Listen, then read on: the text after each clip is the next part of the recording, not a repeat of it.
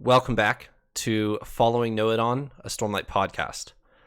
This week is episode 54, and we are completely summarizing Warbreaker by Brandon Sanderson. I've got Paul and Eliot joining me as always, and we have a special guest, Nate. Nate, would you like to introduce yourself?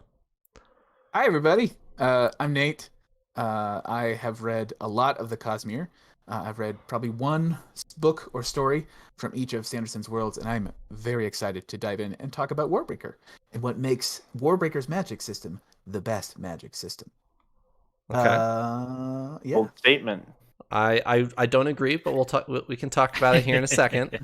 I have evidence. I have notes. Bring it. All right. Thanks for joining us, Paul. How are you? I'm doing great. I'm excited to have Nate on the show because he's our second note taker as far as I remember being on the show. Elliot is our resident note taker. And I'm excited to see someone here. Yeah, I gotta say, I'm impressed by Elliot's note taking here. Well done. Very impressive. Very impressive. My OCD comes out a little bit, probably a little too much. Elliot, how are you? Besides your excessive note taking, lots of excessive note taking. I have done. Okay, confession time. I have not taken hardly any notes actually through Warbreaker, just because of the fact that we've been going so quickly. I just straight up haven't had the time to take like the extensive notes that I take for like a Words of Radiance or Way of Kings kind of thing. So I've been breaking myself with that, but actually I'm excited to get back into Oathbringer actually to pull my magnifying glass back out and put my detective hat on again and start to try and dive into some of that. But I gotta say, I think I mentioned this last episode. I've enjoyed our little jaunt into the Warbreaker realm. It's been a change of pace. It's been very different.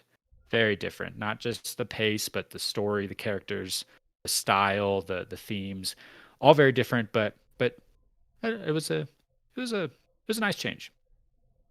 I agree. It was a nice change.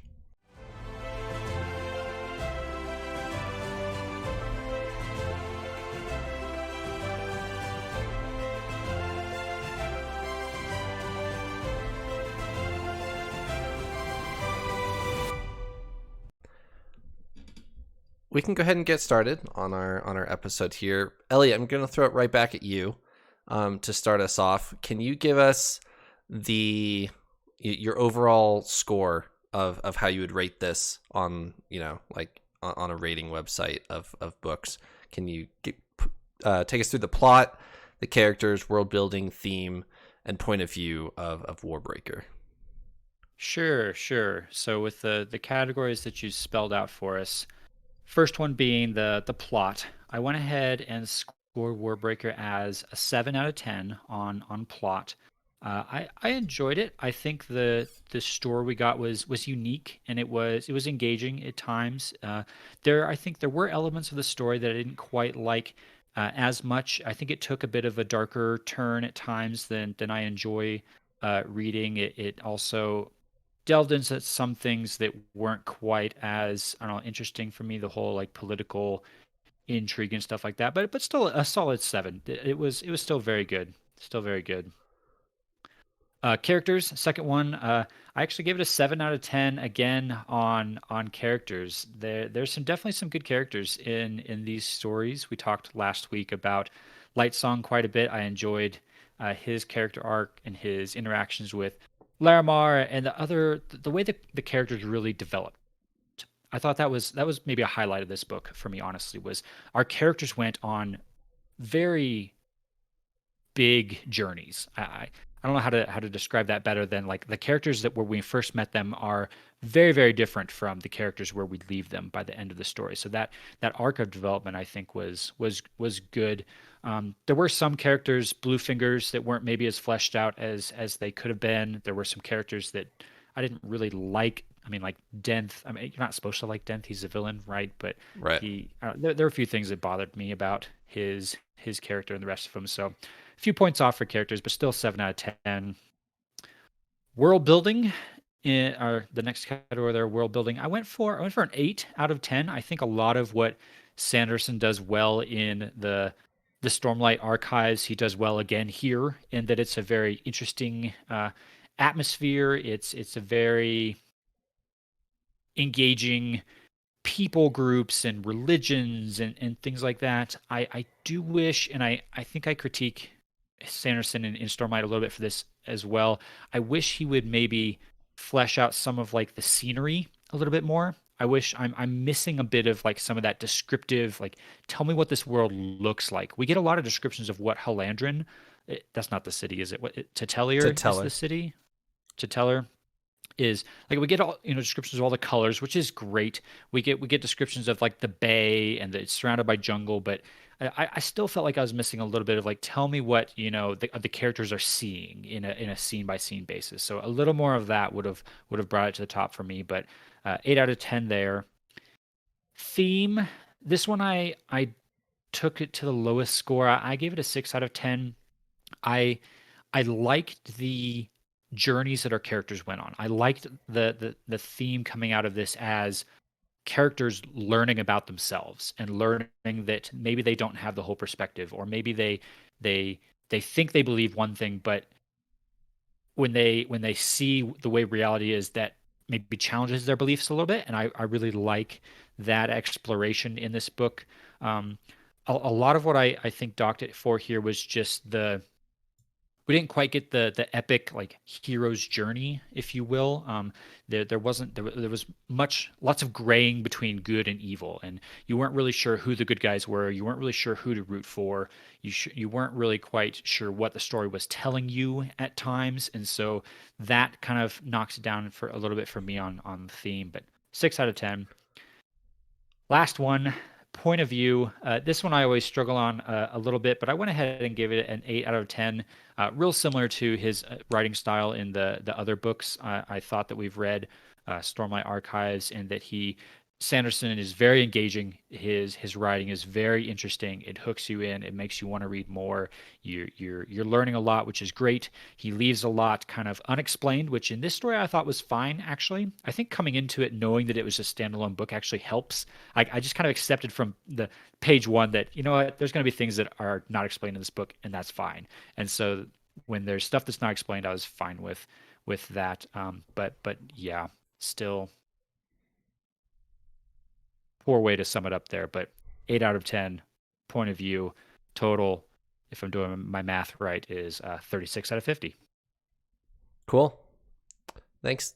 The world building specifically, I wanted to touch on before I throw it to Paul or Nate here, but I always got a very good picture of Roshar whenever I'm reading a Stormlight book, especially the Way of Kings. I think he takes a bit of time to describe, the chasms and all that fun stuff. But when you're into Teller, he talks about the color of the buildings a little bit, and you get a lot of seafood vibes. But that's kind of it. Like, there's a bay, the town is big, but that's all you really get.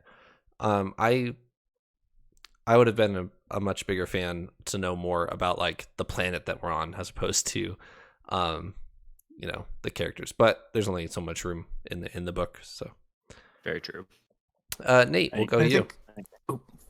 Just that point on world building. I think Sanderson relies on our assumptions of like, oh, we know what a big city in a fantasy book looks like.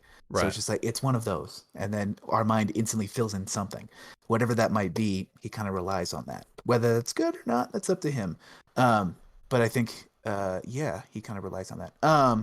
Sorry for jumping in. So Elliot did an excellent job of kind of summarizing my thoughts, and our scores were remarkably similar. All the way down to, I think I scored 2 points higher than he did.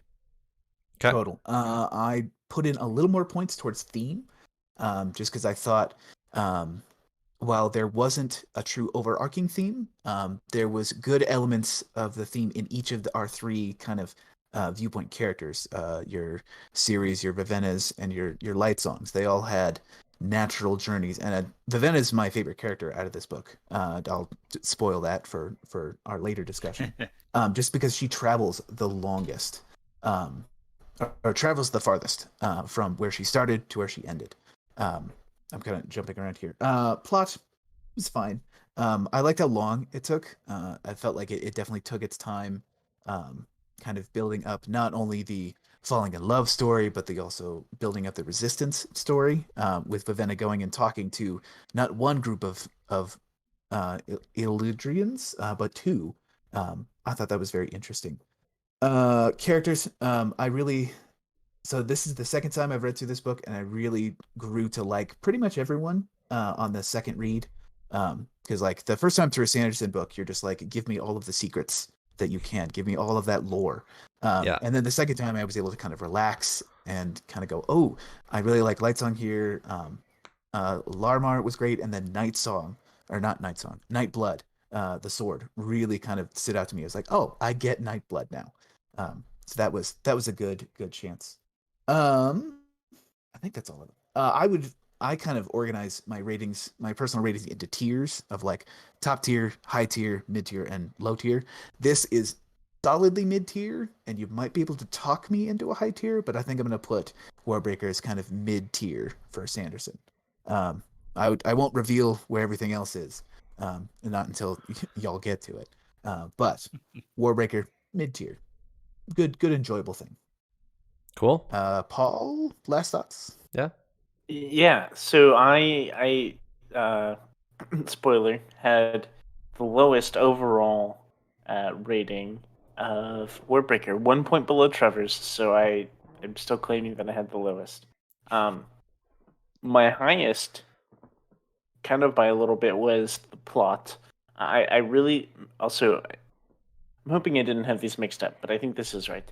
So the plot, like kind of what is supposed to happen when you're introduced, kind of the what's at hand, I thought was really cool. I really liked kind of the initial like in-world story, right?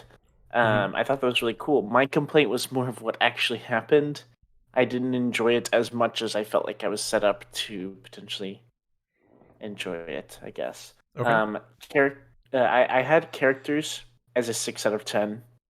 And I feel like that's being a little bit mean. But at the same time, I think it's justified. So I think our characters were cool. And the reason I went with a 6 out of 10 was I felt almost a little let down at the end. Not with every character. I think some characters like Vasher, me personally, I thought it was really cool how he kind of, I don't know, had this big like ending moment and ended up being a super like one of the 5 scribes or whatever. I thought was really, really cool. Our other characters, I guess I was initially really invested. For example, with Siri. Siri, I think, is the most notable. I was really invested, and she was my favorite character for a really long time. And then, honestly, like at the end, I didn't really care. I was kind of upset with how it went at the end, and I was kind of over Siri, personally. For stuff kind of like that, it was kind of a 6 out of 10. Some of the characters were almost the opposite. Honestly, like throughout the beginning of our story, I didn't care that much for Lightsong's part. At the end, I thought it was really great. Like I really loved how his character and storyline like progressed and ended. But just kind of an overall, I would give it 6 out of 10 for characters. World building was a 7. I would give it a really I would give it probably a 9 for like what is actually there in the world, but what lowered that rating for me was, and maybe this is kind of getting into point of view, I felt like if I didn't have Trevor here to explain things to me as we started, I wouldn't have gotten like breaths and stuff for a long time. Right. It is like a pretty complex system, and a lot of the stuff that happens is kind of like it was difficult for me to grasp, I guess. So that's why I had it at a 7 out of 10. Theme was my lowest. I gave it a 5 out of 10, and that is, I don't know. Go listen to any of our previous episodes. It was like what actually was happening with the characters. I just didn't like. I didn't enjoy, and it was kind of my biggest turnoff from this book of not liking it. Like me and Trevor talked about, like kind of the stuff with Siri and Sebron.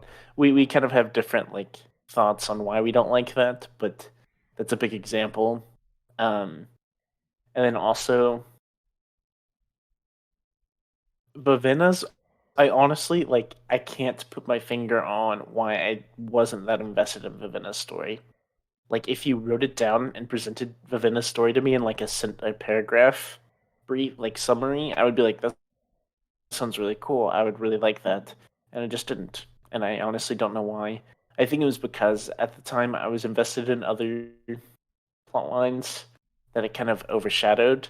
And then that other plot line didn't go in a way that I thought was very good. So it kind of, I don't know. I feel like it kind of killed two birds with one stone in a bad way. So yes, that is my theme, and then point of view is the 6 out of 10, and that was mostly because it's kind of complicated. Like a lot of the stuff was kind of complicated. It wasn't that bad. Honestly, putting it at a 6 out of 10 is a bit mean. I could probably put that at a 7. Because as far as storyline goes, like direct storyline, not necessarily like world building, how you learn stuff external from the literal story, like the actual like world building, what you're learning about the world is kind of complex and was hard to understand on a read through, but the like literal story of what's happening was pretty good, like was pretty direct. Understanding like the actions that are literally happening. I don't know if that was very clear, made sense on point of view, but I gave it about a 6 out of 10. So I was kind of mean to this book, with my overall being a 32 out of 50. Gotcha. So let me lead into my ratings with the caveat that Light Song carries this book from like a 2-star to a 4-star out of 5 for me. Like I do enjoy reading this book. It's not my favorite Brandon Sanderson book by any means, but because Light Song is in the book, it picks up a lot of these ratings for me. So specifically plot, I give it a 6 out of 10, and that's because the setup is not that intriguing to me. Like, I enjoy where the story goes from chapter, 15 towards the end of the book. Like, I enjoy once you get into the story, I enjoy it. But the setup specifically of Ciri and Vivenna, and Ciri's the one going instead, and you're not knowing who the God King is yet, none of that is that intriguing to me, personally. So, but once you get to know who Sisebron is as a character, and who Light Song is as a character, they kind of pick up the story, and I enjoy it from there. But that's why plot's only a 6 out of 10, because I don't think it starts very strong. Characters, 8 out of 10. I think one of Sanderson's greatest strengths is his depths of characters and how well he does with characters starting from point A and ending at point B, and what that has meant to you as the reader. Vivenna does a lot, as you guys have said. Vivenna goes a long way. Light Song actually ends up where he started, but he doesn't know where he started. So that's a cool dynamic. And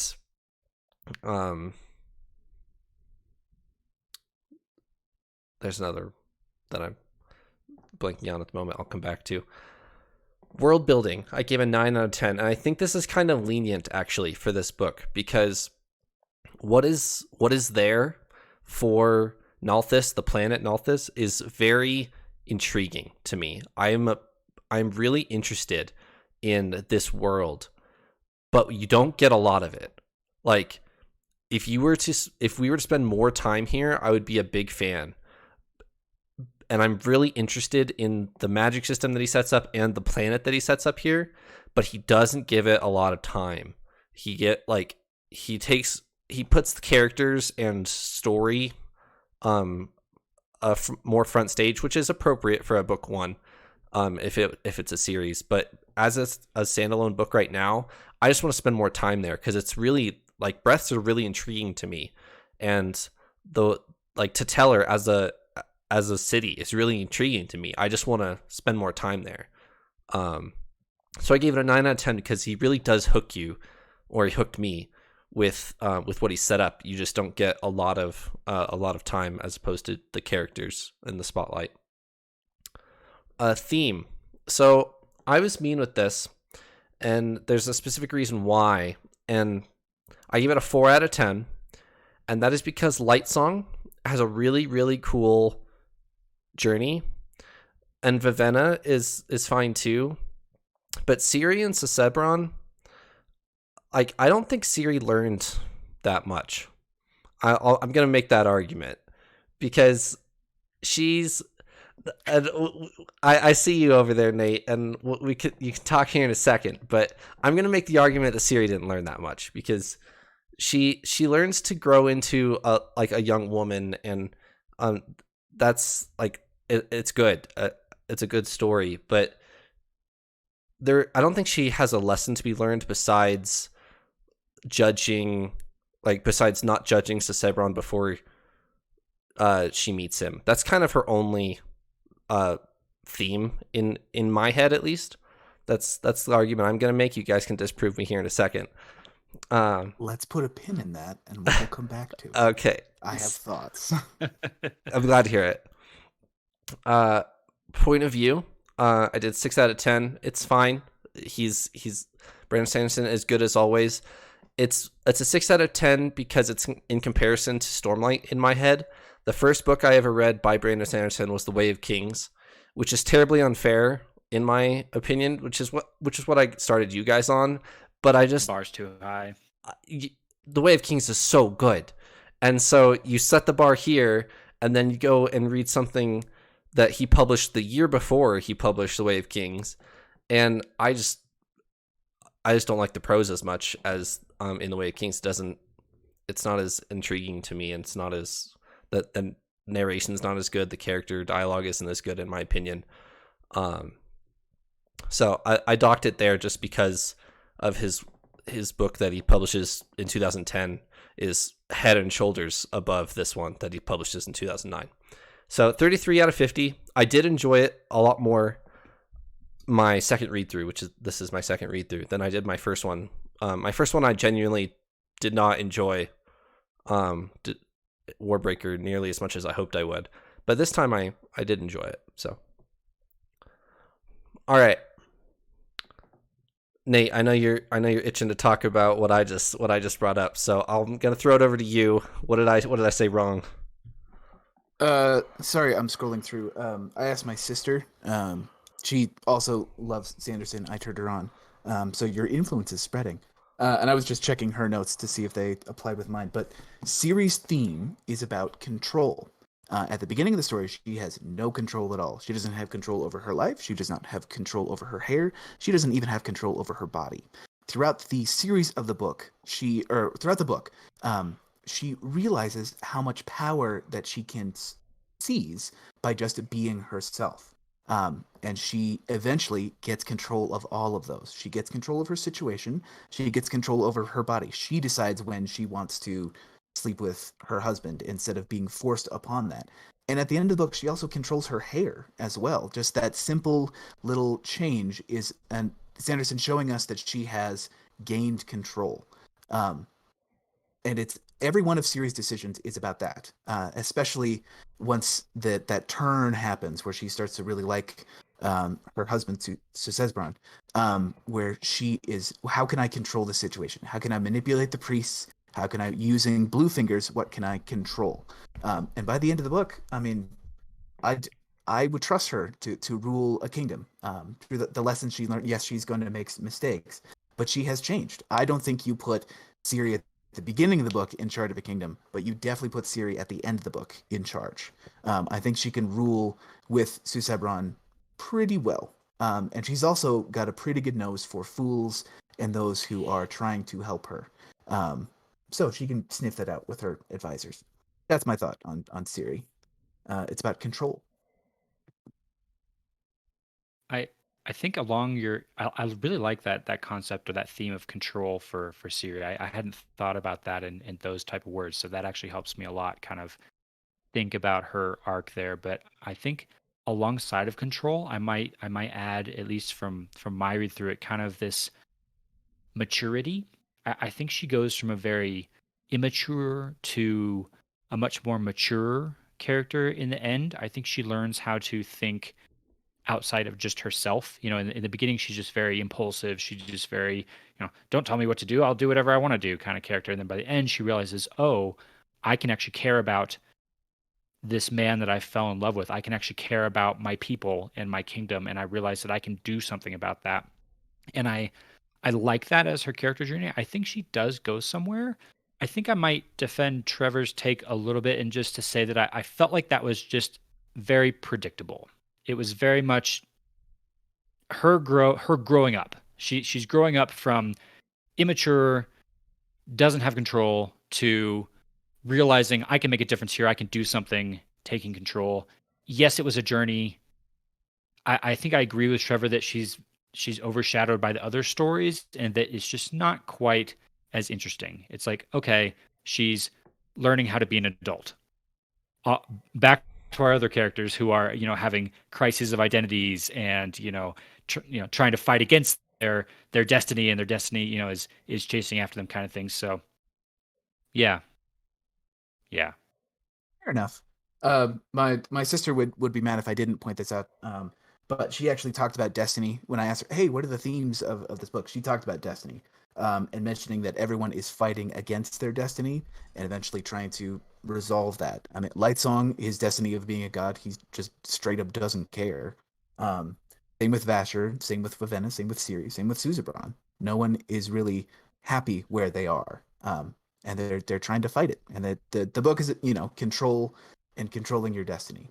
So those are the themes. And I feel like reading that now and talking this through, I would bump up theme a little bit in my score, back to a 7, because I convinced myself so well. Don't argue with it. I did. So the points you made were really great, and it did kind of make me think a little bit more about it. I didn't have a good way to summarize series story, as in like taking control there. Like I said, hers was my favorite, at least to begin with. For I would say about half the book, or probably 2/3. I was really invested in the series. I would say more for just like the mystery of like, we know that there's something deeper behind this situation, um, but not necessarily. I guess I wasn't interested in Ciri's personal growth. I was interested in, like, I don't know, how's she gonna get out of this? What's gonna happen here? Who's behind all of this kind of thing? Um, but yeah, but those points did make me think a lot, and like those are really good points. I could maybe bump up a half point or so, but I'll take a Also, half point. it's a big. I do gotta say, I wonder if our takes on this book here, the four of us, are maybe a little bit skewed by the fact that we're all four dudes. And Nate, Yeah. I like the fact actually that you brought in some of your sister's thoughts, just because our two main characters in this book are both females, and I think a lot of the themes of this book do kind of revolve around more feminine journeys, I guess, if you will.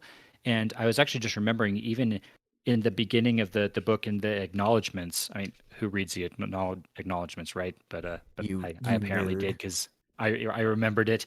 He actually, Brandon Sanderson credits his wife as having a large influence on this book, and how she helped him, develop some of the ideas here. And I think he says something along the lines of, she gave him a lot more like feedback on this book than she did on a lot of his other books. And so I would actually, I'd be very curious to get more women's takes on these books. So for all the girls out there, tell us what you think, and weigh in on some of this, because I do wonder if we, maybe some of us are keying into like Lightsong a little more, because maybe that's the storyline we are just kind of drawn to a little bit. I know, Nate, you said you like Ravenna the most, so we'll talk about that in a little bit later here. But yeah, I wonder if we're skewed a little bit on this just because we're all guys. No, I think you're right, and we talked about this right at the beginning. Of this isn't different. This isn't your like. Okay, so the beginning of The Way of Kings opens up, and Kaladin's in like a slave wagon, right? And you know, it's like this, I don't know, hero's journey. He's gonna break out. He's gonna do all this stuff. And this is very different. Like we said, it's more of like a political kind of book. It's like different obstacles, um, and stuff. And just because I guess they weren't as surface level, as interesting or as engaging, maybe as the others. It doesn't mean this wasn't a good book. I really enjoyed it. Um, but yes, I really would love to hear kind of the other take there.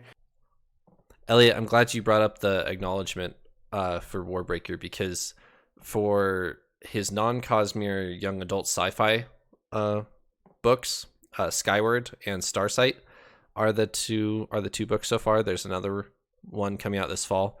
He says in a couple interviews that it was really important for him to talk to fighter pilots and flight engineers on how like cockpits work and how cockpits are designed, because in the book you follow this young star pilot. Her name is Spensa, and he talks a lot about the physics of like forward motion and G force and a bunch of stuff. And he talks about how important it was for him to talk to physicists and fighter pilots, and like he would present something. He would present a chapter to a physicist, and he would get it back. It's like, no, your character's definitely dead. They could not survive that at all.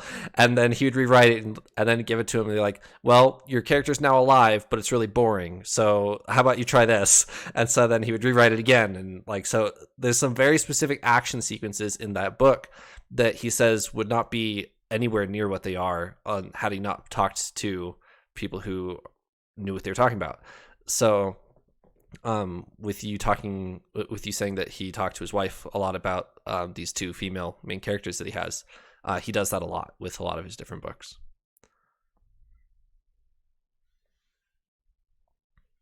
It's very cool. Yeah, I love the idea of putting in that amount of research into something, where you're just like, I have no idea. Does this sound cool? No, you'd be dead. That's a great response. Yeah. The specific one that I was referencing for that one was he was trying to get his character to do a specific maneuver with in an action scene. And what he learned is the human body can take way more G-forces from the front and from the back, more so than from the side. So if you're pulling up in a plane, you can do that way faster than you can turning. So if you're turning, you're going to black out way faster than if you're pulling up and you're getting pushed backwards in your seat. And that's how cockpits are made, is that to push you back into your seat as opposed to push you against the wall. So that was the specific one that he was talking about there. Really interesting. So Nate, I know that you are excited to talk about the magic system, and we'll get to that here in a second. But before we do that, there was something I wanted to talk about a little bit, and that was just how heavily Sanderson leans into religion in this story. I actually thought that was a really interesting aspect of this whole book, that religion is such a central focus of this whole story from start to finish. And that is very different from a lot of the fantasy that I've read. And I haven't read, all the fantasy that's out there, far from, but so many fantasy authors shy away from religion, like very intentionally. They don't want to, get into those types of discussions or dabble into those waters. But I feel like Sanderson, maybe even intentionally, is doing the exact opposite. He's just embracing it full on, like, nope, my story is going to be all about religion. And in this story, where we even have multiple different religions, and we're diving into how they work, and is it right that Light Song is a god, and is it okay that the people worship him? Like, just jumping right into all of those stuff, I think is great. It's a tough topic to kind of breach. Religion is something that can be really hard to talk about sometimes, just in like real life. But But for Sanderson to just kind of embrace that awkwardness, if you will, just full force, actually really works in his favor. I think this book actually is almost like a really good like gateway into like a religious discussion because it talks about so many of those kinds of things. What are some of your guys' thoughts on how heavily religion plays into this? Just real quick before somebody else, I just have a real quick thought that the way he decides to approach it is he constructs this completely fabricated religion, not necessarily based on any one real world religion, maybe pulled something from here, and comes up with this completely unique religion and then deconstructs that, as opposed to making it a clear critique on something we're familiar with. It's just a nice, appropriate, and safe way to do it, because you're right, he doesn't shy away from religion. In fact, specifically in this book, he leans into it. And moving forward in Stormlight, when our characters start interacting with heralds who they've viewed as gods for so long, and they realize that these people are flawed too. They abandoned their friend in damnation all those years ago. These aren't the deific gods we thought they were. That this isn't the only book that he does that in. He does it in his other series as well. So you're absolutely right that he doesn't shy away from this. Yeah, I was going to mention, I read Elantris as part of my magic system project. And he also leans into, wow, you can really see up my nose with this angle. I'm sorry, everybody. I'll hold it up like that. Well, no, that's too shaky. Okay. He really leans into, I'll crouch down. He really leans into religion on that one as well. In fact, one of the three main characters of Elantris is a priest himself. And he's kind of questioning his faith almost a little bit. So if you liked that aspect in this one, it's a pretty common theme with Sanderson. Not so much in Mistborn, but definitely Elantris. He really leans on this. And Elantris is really interesting. I know we're talking about Warbreaker, but I read this book, so you're going to hear about it. It's almost a first draft for Warbreaker, because Elantris, a lot of it is about gods that were powerful once but are no longer powerful. So he plays with a lot of rediscovering things and these people that used to be gods, something happened to them. And now Warbreakers is what happens if the gods are still here. And it's just really interesting. A nice, clever thought on it. Yeah, definitely. And as I was digging into like mentally that train of thought on religions and whatnot, I actually noticed a couple themes perhaps in this story that actually parallel with some of our real world religious themes, and two I think that jumped out to me the most correlated with the Bible actually. And the first that came to mind was the story of Esther in the Bible, which if you're not familiar with that story, it's simply another story of a girl who is married off to a king and ultimately ends up saving her people through that relationship that she has with the king, which I think kind of parallels Ciri's journey a little bit here, in that she's forcefully, if you will, married off to a king and ends up it's not really entirely her that stops the war. There are lots of other people involved, and certainly not a one-for-one comparison at all, but maybe an influence perhaps on it.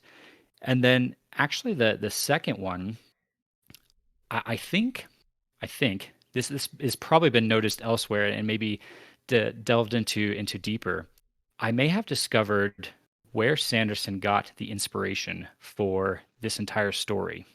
And it actually comes from the book of the Bible, Ezekiel, in the Old Testament. In Ezekiel, there's a famous section of the Bible where dry bones are brought back to life. And I wanted to read actually a couple verses from Ezekiel chapter 37 for you guys. Let me know if something stands out to you here. Again, he said to me, prophesy over these bones and say to them, you dry bones, hear the word of the Lord. This is what the Lord God says to these bones. Behold, I am going to make breath enter you so that you may come to life. And I will attach tendons to you and make flesh grow on you, cover you with skin and put breath into you so that you may come to life. And you will know that I am the Lord. I pulled that up because I thought of the whole like dry bones coming to life, and I thought of the army of lifeless at the end, specifically the army that Vasher brings with the bones like encased in stone. So I looked up this verse, and when I was reading it, I stopped and I was like, wait, what? Breath? The Like, breath. Yeah. hang on a Yeah. second. Is this like the genesis of this whole story in that system? It may not be at all. This may be a complete coincidence, but just reading that verse, it was like, wow, that is eerily similar to the story that we just read here. That is pretty remarkable. I wouldn't have caught that, but like that's alarmingly similar. Whenever you said you were gonna be like, okay, I found the motivation and stuff, I was like, okay, like dry bones coming to life. Like really cool comparison, but specifically with like the breath of God, like bring him to life, like that's really awesome and super cool comparison there. And I don't want any of the Christians or Mormons or anybody out there thinking I'm a heretic. Don't hear what I'm not saying. I'm not saying this is the same story. I'm not saying that that Warbreaker is Brandon Sanderson's version of this story in Ezekiel. All I'm saying is some similarities here. Maybe some inspiration or perhaps just some parallels, some religious ideas perhaps kind of paralleling here. I thought that was interesting.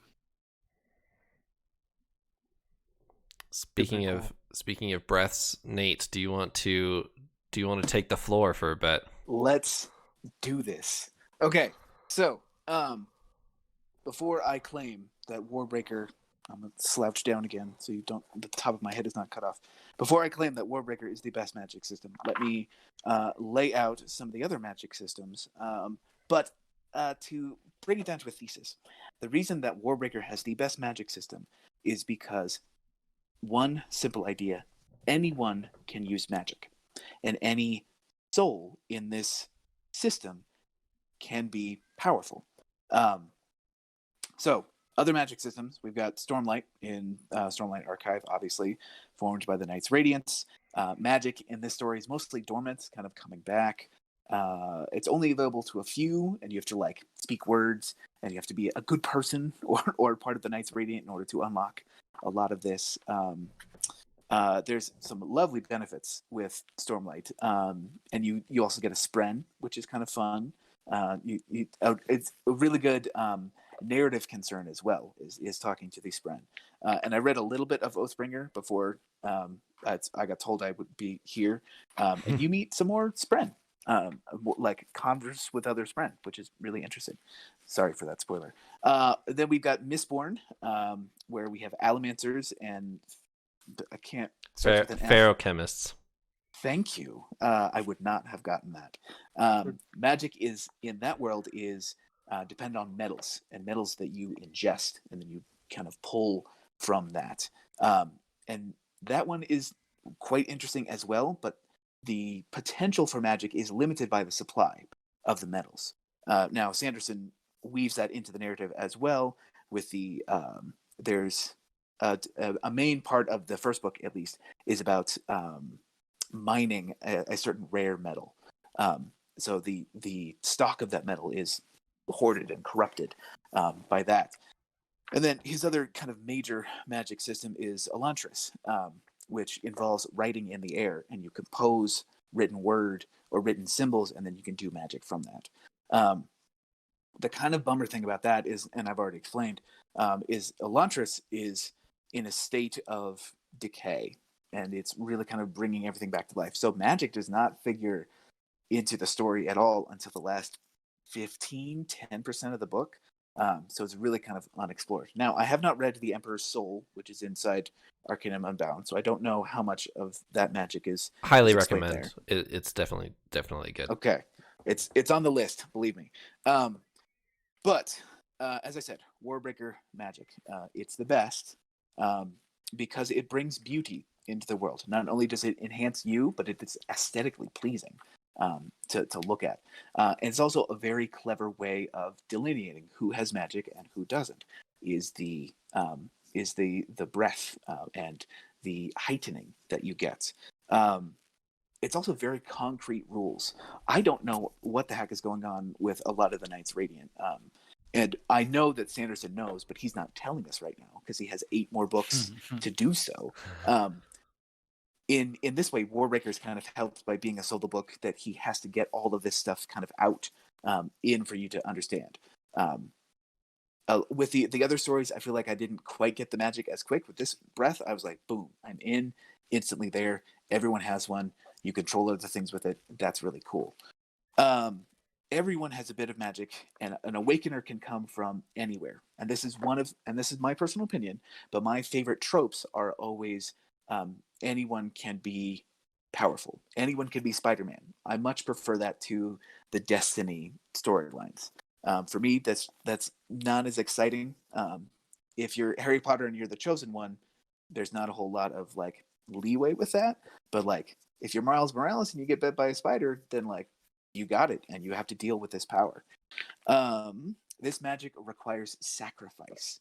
If you reach the 10th heightening, that's 10,000 people that you have stolen something from them, either willingly or unwillingly, but you hold control over that. And any magic that you, even if you die, which that Denth dies and he loses all of that magic, that's tragic.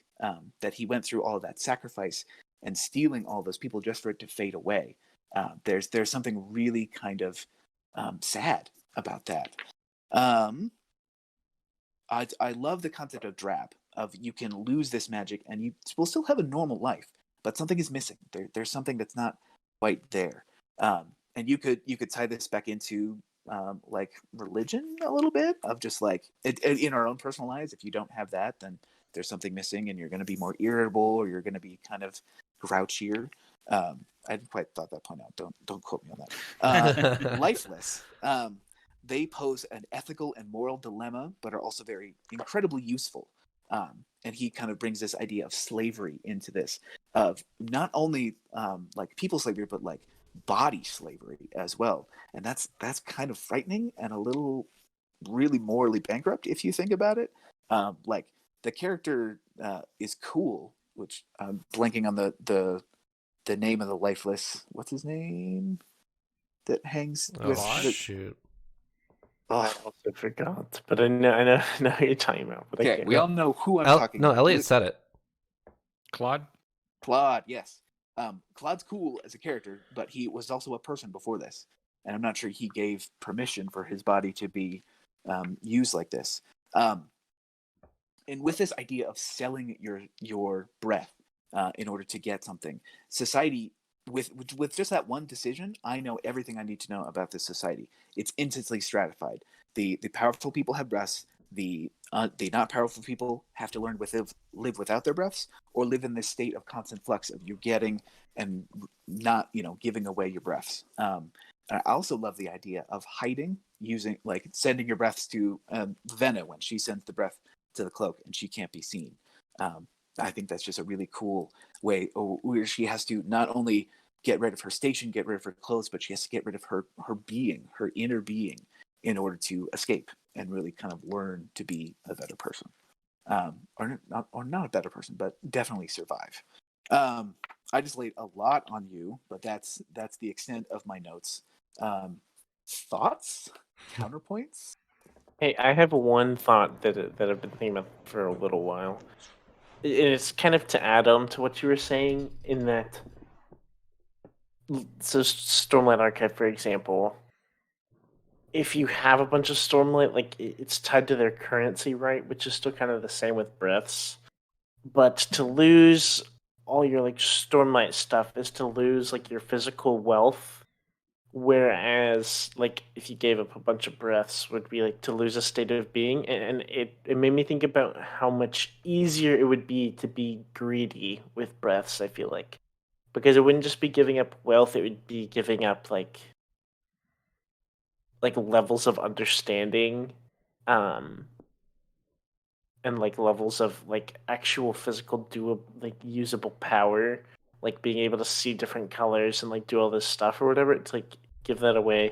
Even talks about stuff like perfect pitch, right? Like I don't know, just kind of like things that that money can't buy, right? Giving that up as you gain, or gaining that as you gain or lose breath, which is kind of unique. I gotta say, I think this magic system is really creative, like really creative. Like to be able to come up with this is really impressive, and I like that it makes the magic, as you guys have just been talking about, more than just like a resource or a currency that you spend. It's not just electricity. It's not just, oh, I have 100 mana and I can spend, 12 of it to cast this spell. No, it's way more complicated than that, because your magic is your soul. It is like the abilities and the awareness that you have in the world. And so to spend it, like you were saying, Nate, is not only spending like your part of yourself, you're spending part of other people's selves, basically, in doing that. So it makes for a way more complex, like, moral environment of, like you're diving into a little bit, Nate. Is it okay to use it in the ways that some of the people use it? I don't know. It's a question we've never had to think about in our world, and it kind of really gets you scratch your head, like, I don't know, is that okay? I don't know. It's a very, very intricate magic system that it impresses me quite a bit. This isn't going to be the first time that I bring this up, but Sanderson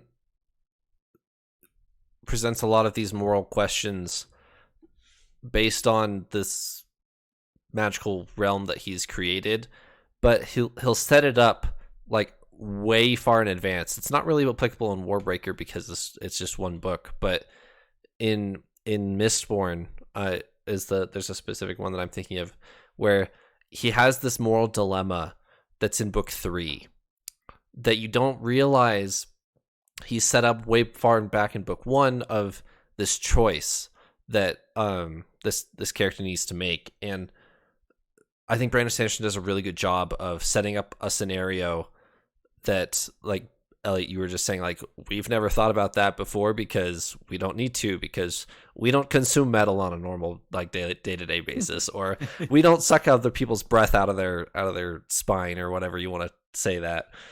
Speak for yourselves. That's a normal Tuesday night for me. I was gonna say, wait, y'all aren't consuming metal? What the heck? I always have my iron. I gotta keep my iron levels high, and gotta burn some pewter. I wonder if Brandon Sanderson's ever gotten an angry letter from a mom. It's like, you made my 12-year-old eat tin. Like, yeah. But I think Brandon Sanderson does a really good job of, like, I think his imagination is really good, but then he takes it a step further of, like, okay, if I was in this situation, this really bizarre situation, what would I do? Okay, I'm going to write 3 books leading up to that point and take the reader to that point so that they care about this weird situation that I've come up with in my head and see what they would do, Like, that there's a lot of thought that goes into Brandon Sanderson's stories and situations here. And he does whole books to set up these really specific moral quandaries. Agreed. You like that aspect I when they make the right choice. Well, the tricky thing is what is the right choice? exactly. True. And I think that works really well in this book, where there's not quite as much other stuff going on, so we can focus on that moral dilemma of the magic a little bit. I gotta say, I'm glad that in the Stormlight archives, the magic system is not that. I think that would be really hard if that was true, because there's so much other stuff we're focused on worrying about in Stormlight. If we also had to worry about the morality of every time you do something magical, I think that would be really burdensome on us as readers. And there still is a little bit of that. We're still figuring out like the whole spren thing, and I think there's still, elements of that we have to worry about. But if we also had to wrestle with so much more complexity in the magic system in that realm, I think that would probably be a detriment in my mind. So I'm glad we have a little more straightforward, at least ethically, magic system in Stormlight. We'll just continue without my camera. Don't worry about my camera. Yeah, that's totally.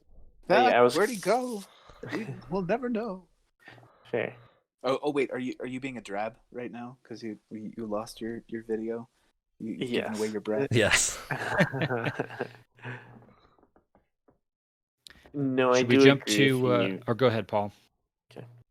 I do agree with you on that, Elliot. That like it would be way too much. I can honestly get on board with breaths being the coolest magic system because it is kind of the most set apart. And honestly, like if you look at this book as a whole, that system is probably the coolest thing about it, in my opinion. Because it's super unique. I've never seen anything like it. Like I've seen, I feel like every other one you can kind of find similarities or like, oh, it's not that far-fetched, but this is really like creative and unique. So that's probably the biggest highlight in my mind. So my next favorite thing would probably be Nightblood and Vasher. They're cool, but Nate, did you have any more to say on the magic system before we go and talk about some of our favorite characters? I mean, I thought I feel like I talked your ears off. I liked your breakdown. It was very good. Yeah. Yeah, I do like the moral quandary of this. And I think it's really cool how going back to the idea of control, is with breath, you are controlling things. You are taking things that are inanimate and exerting your will or controlling over them. So just tying it back to our previous discussion. Yeah. So it's all about control. Just comes down to that. All right, Nate, in the notes that you added to our outline here, you said that Light Song's a tad obnoxious, and I'm gonna have to disagree with you on that one because my favorite character. We'll jump into favorite characters here. My favorite character is Light Song, and it's because the reveal of who Light Song was before he's thrust into this godhood is really cool to me because he never feels at home among the gods, just kind of relaxing and doing whatever gods are supposed to do. Apparently, just sit there and be doing nothing or whatever. He doesn't. He's not okay with that, and he doesn't settle for that. And he begins to try to find a bigger purpose for himself, which is really a really cool trait. And he eventually does find it, which is very rewarding as a reader, that he finds that. So I'm a big fan of Light Song. He's my favorite.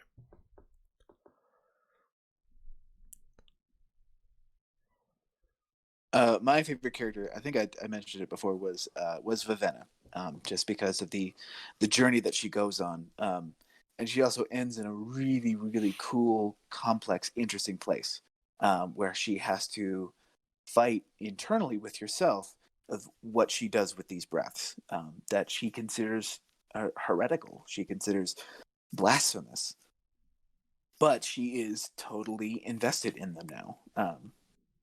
Yeah, so that's Vivenna's mine. Elliot, who did you pick?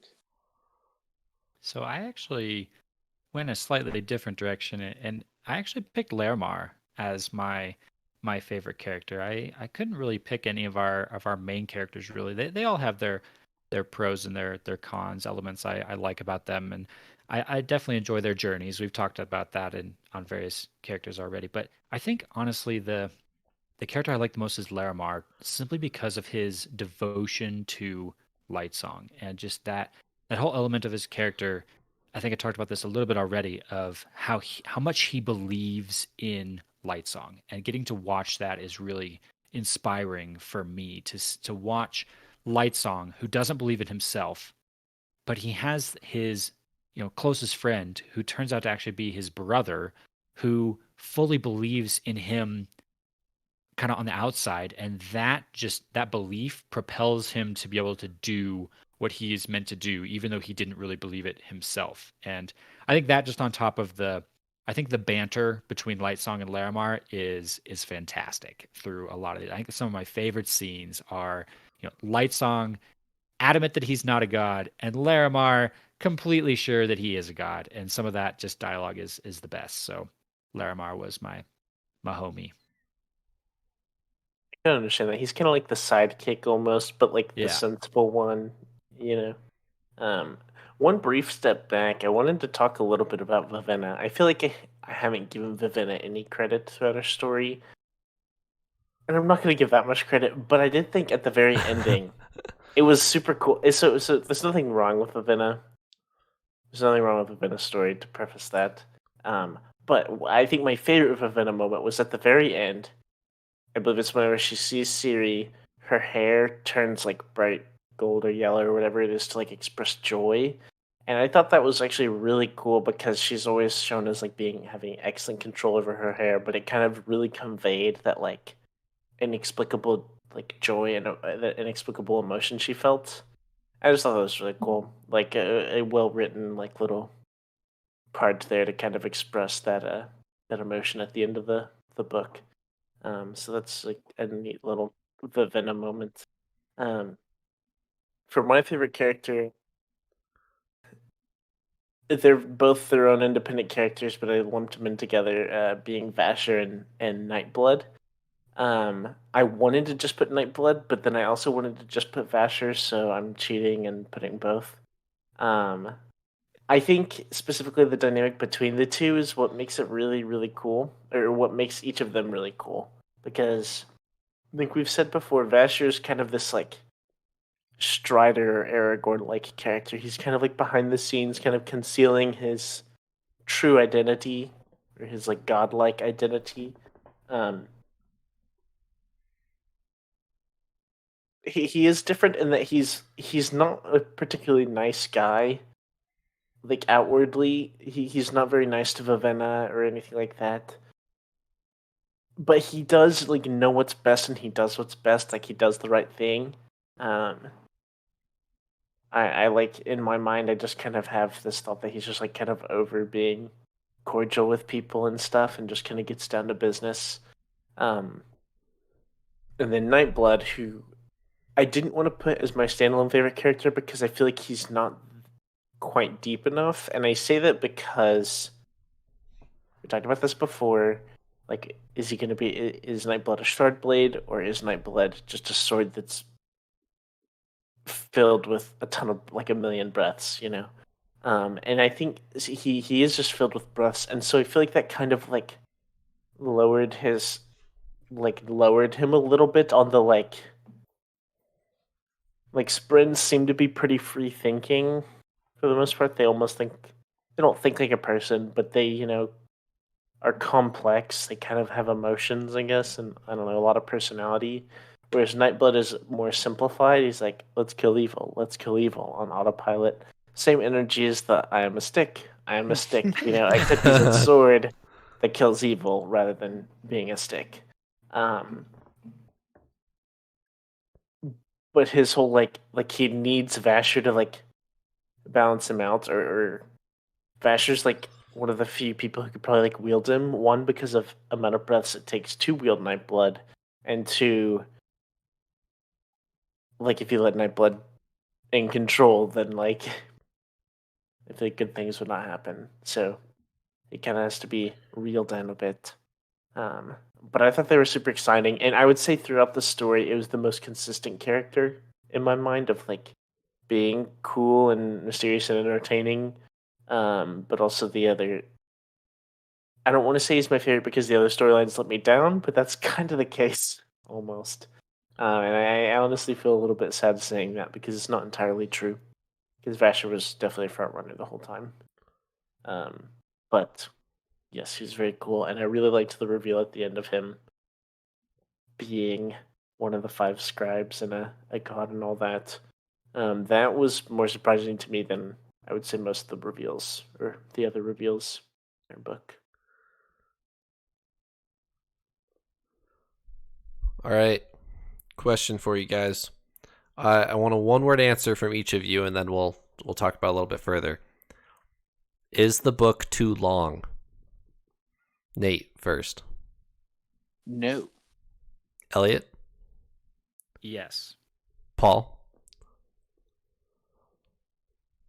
Whenever you asked, I was just gonna be like, Doug, ask me last. And I was asked last, and I still don't know. I'm gonna say no. I was leaning towards no, and I'm gonna stick with it. I say Almost on the yes. fence. So I'm going to throw it to. I'm not throw it to Paul first. You don't know what.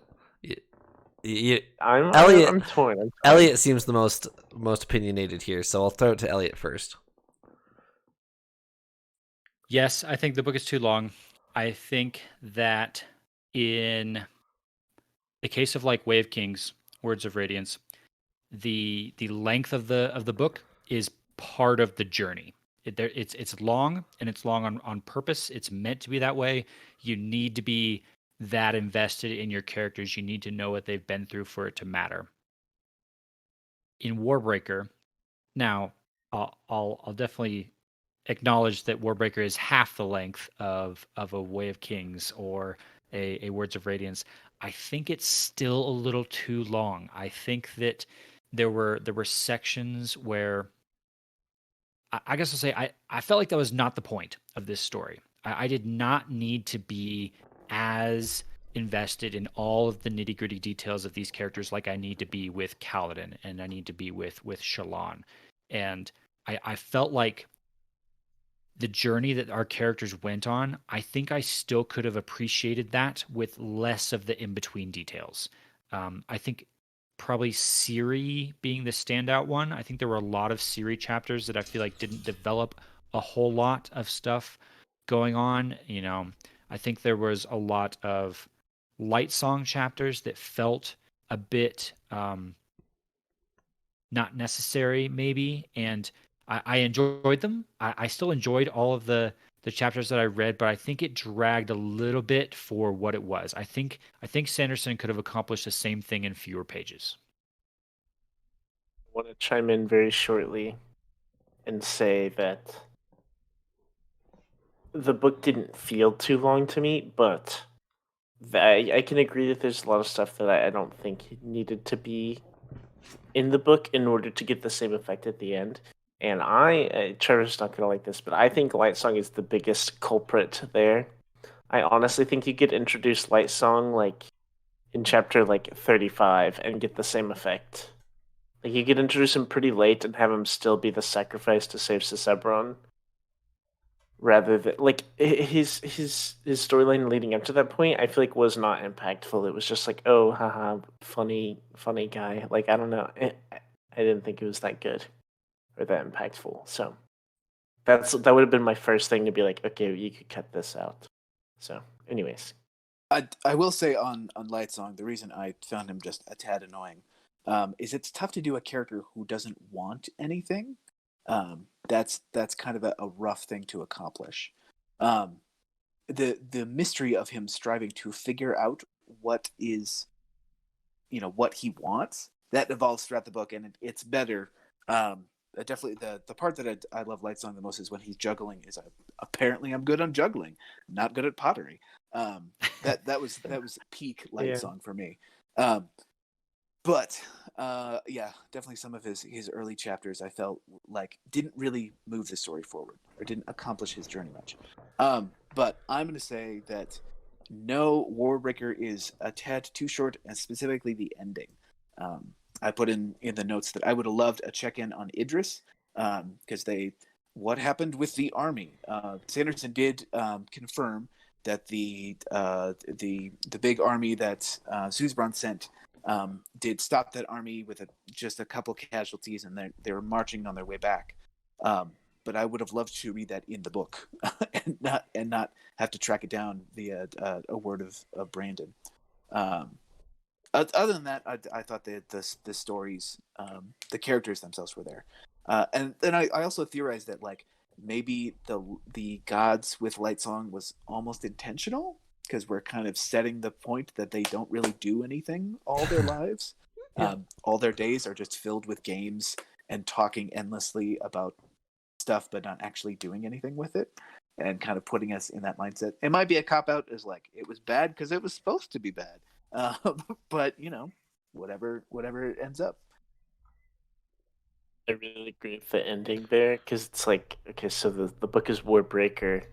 We didn't get to see the war be broken at the end with the like stonemen going in it and happened everything. off. It happened off page. The Warbreaker, the breaking of the war. Yeah.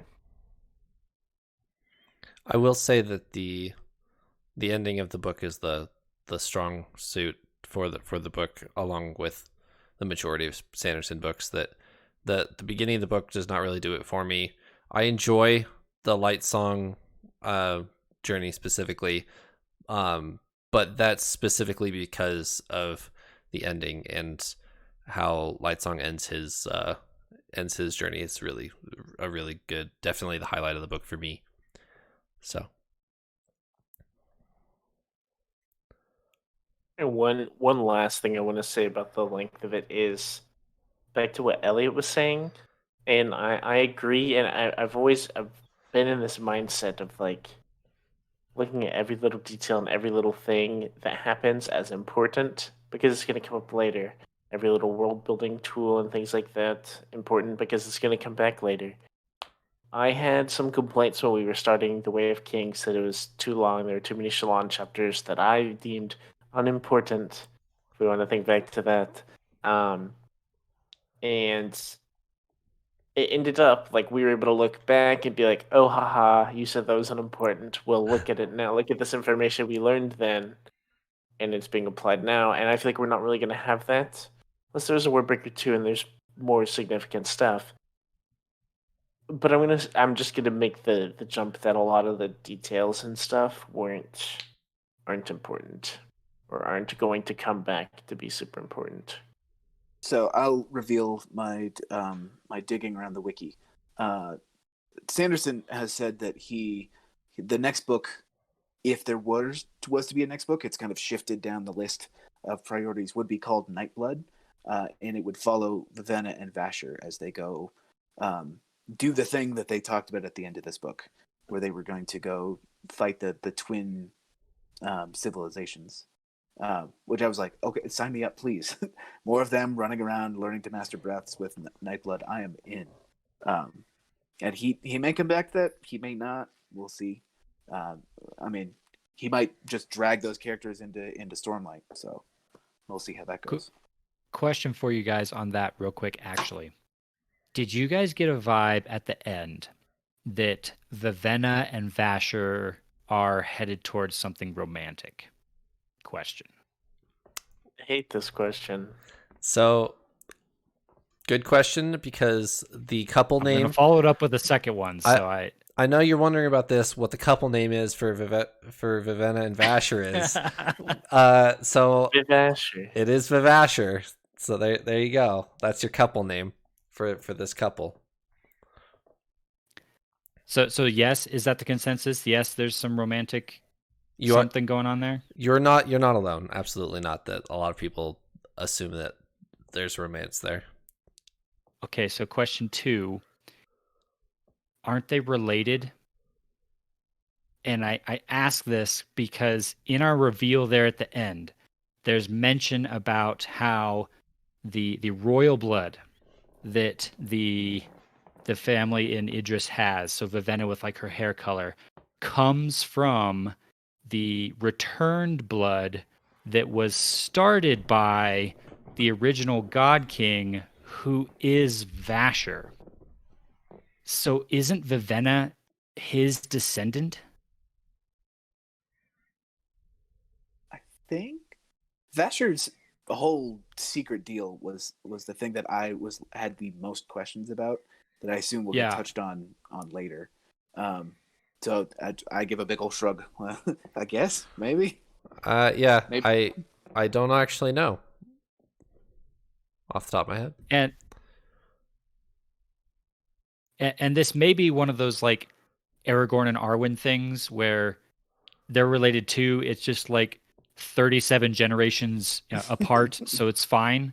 And that's kind of maybe the same thing here, where Vasher's like 500 years old, and Vivenna's 24 or whatever she is, so it's fine. But I finished the book and I had to pause. I was like, wait a second, isn't she his descendant? That just got weird. But yeah, maybe that'll be part of Warbreaker 2. Yeah, that's fair.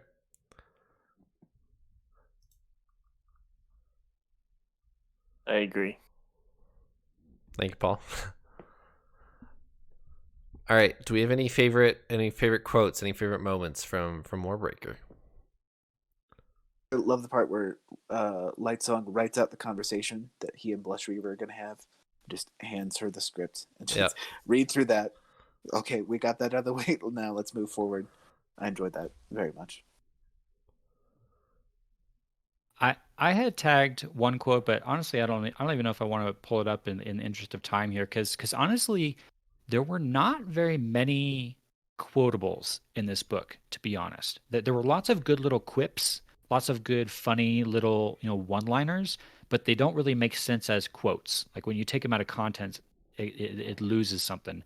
Whereas Wave Kings and Words of Radiance have those good little like speech moments that you can kind of pull out put this on a throw pillow and it's awesome. Right.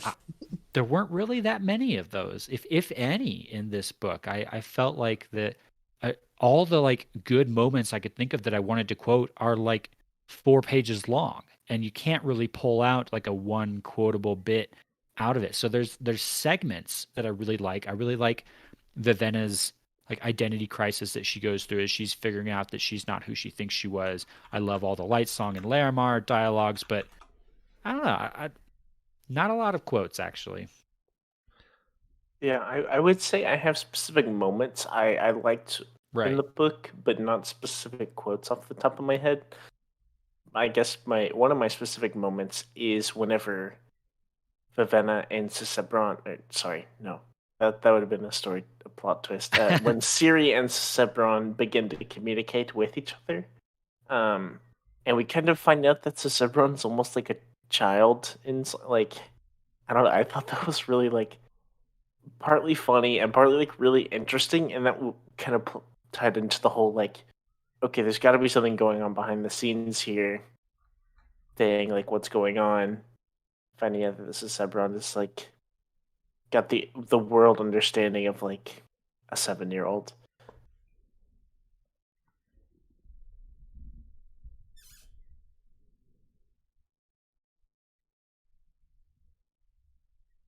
There's a very specific Larimar Light Song quote. I think it's Light Song talking to Larimar, but I couldn't find it. I was looking for it and I couldn't find it before. But it's something about like what it actually means to be a god, and something along those lines. I didn't know where it was though to bring it up.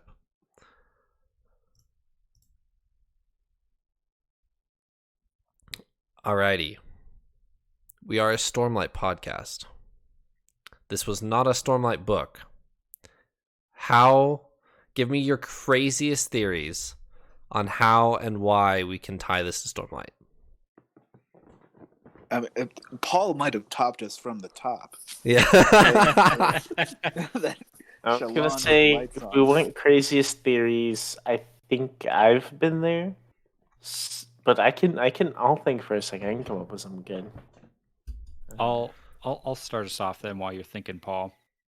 I'm gonna go on record. I think Xyle is Vasher, and I have 2 reasons for this. One, just the the the character vibe I get from the two of them is the same. Like that snarky, I'm a good character, but I don't really care about any of you kind of, type of thing where you can rely on him. If you need him for something, he's going to do it. But he's not going to be very nice to you the whole time while you're doing it. I got that same sort of kind of flavor off of both of them. And then two, I think we've actually mentioned this before. We might have mentioned this earlier in one of our Warbreaker episodes. I think it's an interlude with Xyle in Words of Radiance. Xyle mentions this voice that he's used to hearing that he no longer does. And my initial thought when we read that in Words of Radiance was Spren. I thought he was a surge binder, or he used to be a surge binder, and he no longer is somehow. He's used to having conversations with his Spren. He no longer is. Now, though, I'm wondering if that voice was Nightblood. I'm wondering if he's thinking he's so used to having Nightblood constantly chattering at him, which we've seen Nightblood do. Nightblood kind of likes to talk. And so maybe he used to have Nightblood at some point, could line up that he was or is Vasher. I think that's a very reasonable one, and I want to make 2 comments on it.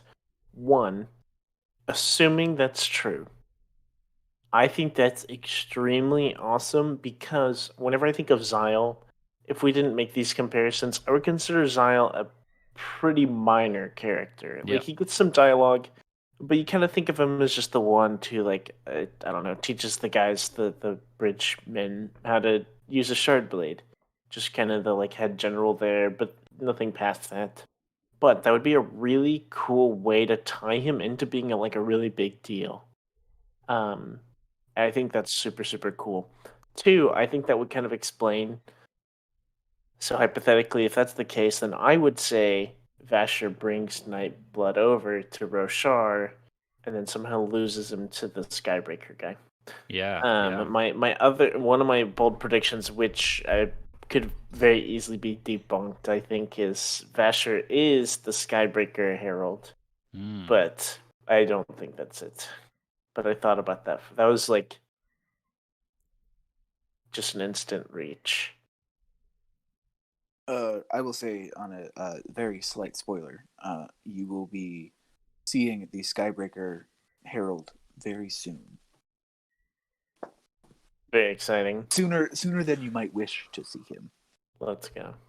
We need to keep this Nate guy around. We can get a lot more out of him. than we can Yeah, out it's of, true. He's a lot nicer than Trevor. I gave you some stuff last Trevor week.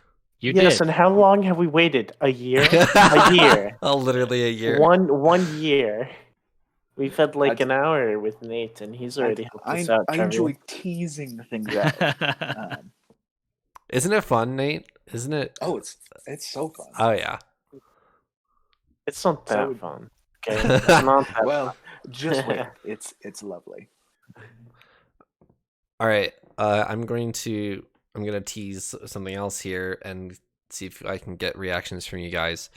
We have had brief Easter eggs, maybe, of breaths on Roshar, and I've mentioned one before. Hoyd talks about having breath to Kaladin, and it goes way over Kaladin's head. He doesn't understand what it's like. He doesn't even process what Hoyd just said. But Everything goes over Kaladin's head. let's just be real. even bridges. Oh. How do breaths work on Roshar? How does Investiture A interact with Investiture B? What are y'all's thoughts on Cosmere versus Cosmere interaction here? This is my number one question coming out of this book now, is how the heck do breaths work elsewhere? And yeah, I honestly have no idea. I have no idea, because I would think if breaths work the same way on Roshar as they do here, characters would have noticed that by now. Because if someone is walking around with 1,000 breaths you can visibly see it. They walk past things and the colors change. And so if Hoyd walks into the room and the colors all get brighter, a lot of stuff goes over Kaladin's head, but Kaladin's probably going to notice that, right? And so something has to be different. It's whether it's completely different and like breaths don't matter on Roshar, maybe, but that seems to contradict what you're kind of hinting at, Trevor, that it seems like Hoyd does have some of these heightenings, at least maybe the abilities from them. So, yeah, I don't know. I really don't know. Similar, but not quite. Do you guys think that everybody on Roshar has one breath? Or zero? Or does it matter? I was thinking about this. I don't think it matters. I think that if you come from Breathland, right? If you come from Breathland to Roshar, That's the new name of the planet. Isn't Yeah. it? yes, Breath. If you come from Breathland to Lightland, right? Stormlight Land.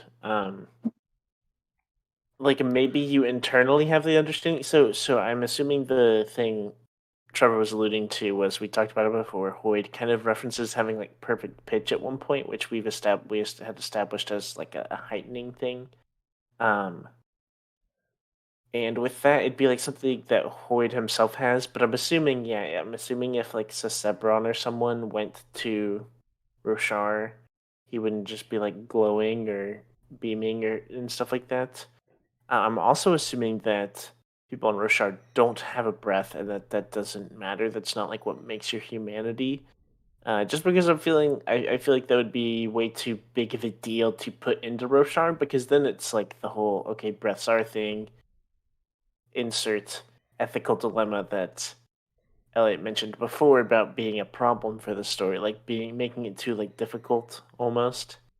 So I don't think it's like a thing. I think you could go and maybe have a different level of understanding or perfect pitch or seeing colors even or like stuff like that. But I don't imagine that it would work. The same way that we don't really see Spren in Breathland. So yeah, I'm assuming like you can go and maybe know about it yourself, but like you can't like use your breaths really, maybe. Real quick, I have a word of Brandon. He described breaths as kind of above what normal human souls have. So probably not those at Roshar are gonna have breaths. They have like a little bit brighter than our soul, and then when you go drab, you go a little bit below our soul or our an earth like existence or being. So yeah, I mean, like these are the things you learn from trolling the wiki. Coppermind is a wonderful, wonderful resource. Yes, it is. Unless you're deathly afraid of spoilers, in which case you have to steer well clear. Yeah, unless you're not allowed. You could be fairly unique, but there are things that I have spoiled for myself.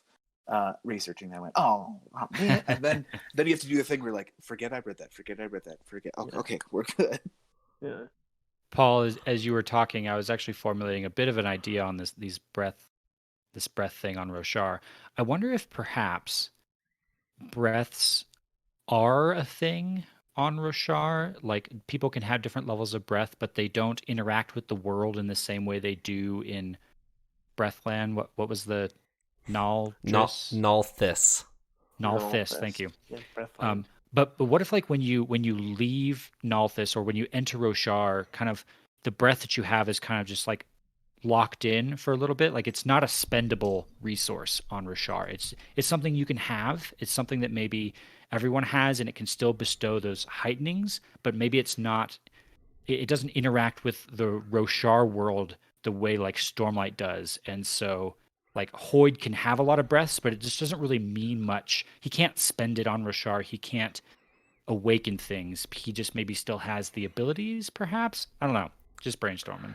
So y'all are gonna hate me for this. We already do. Don't worry. Food for thought. How do shard blades interact with people? You severed the soul. Cut their Right. soul. Correct. How did shard blades react with Kaladin? Screaming, right? That was the Yes, yeah. but he's been cut by one. When he was cut, he lost his arm or whatever, right? Or was just cut by Oh, it. yeah. Grew it back. It was, And he was grew it just- back Yeah. Using via investiture. Stormlight. Mhm. Let's keep that in mind when you're thinking about breaths on Roshar and specifically how does